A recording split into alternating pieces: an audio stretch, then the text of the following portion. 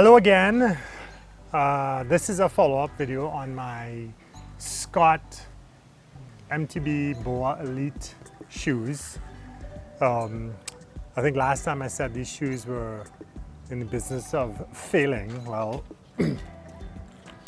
I gave them a little cleanup, but if you look really closely, you see that wet line along there. That's the left shoe where it's cracking on the cleat plate. The right shoe shows no evidence. I just gave them a wash to clean them up a bit. To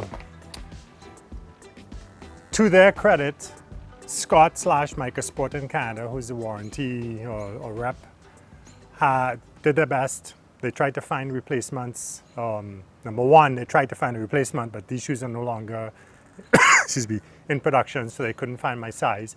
Number two, they sort of went back and forth with the European head company, and they decided that my style of adventure mountain biking, where I'm doing a lot of clambering, setting up cameras, running back and forth for shots, checking position, stuff like that, looking at stuff before we ride it, is really tough on these shoes. And they don't think that there's anything in their new lineup that would be, the best way to describe it, is flexible enough to withstand that bending that happens. So they're gonna refund me the small fee that I paid to have these warranted.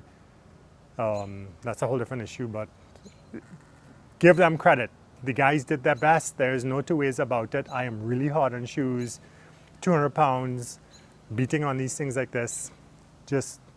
I guess they just weren't designed for that, right? Now, I'm not gonna go into flats. I wear clipless, so that's not even a discussion. There are shoes that are more track shoe-like, but they are too big. I have actually tried a pair of those, and I find the profile of my foot gets too big, and I end up banging my feet against the chainstays, and they're just too obnoxious for me. So what I did do was, I went out and I got myself a pair of these RX 600s from Shimano. They are gravel shoes, and as you can see, after maybe a week of owning them, there's gravel actually stuck in the top of the shoe. I've already started to beat the crap out of them. Now, I've got Shimanos that have lasted since the 90s. The reason I don't wear them is the toes shrunk. They're made of actual leather. They're the blue and yellow MW something ones, whatever, I don't remember. But they're really good shoes, really heavy, really strong. So we're gonna ride with these RX6, say RX6 on the side here. It's the SHRX 600M L01S. These are size 46, that's my size.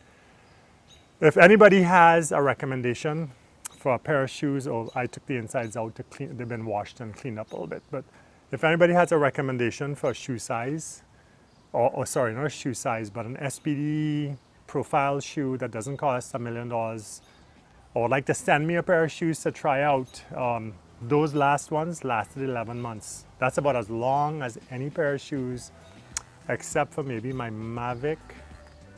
I have a pair of Mavic SPDs that I bought back in 2018, and I must have worn them for 2.5 years before the little ratchet mechanism started sticking with the shoe, the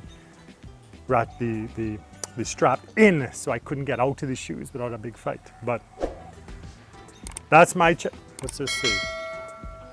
that's my challenge for this year, is to go through a pair of shoes. And I don't wear these in winter. I have boots that I wear, the OMW boots from Bontrager, but this is my preferred style of shoe.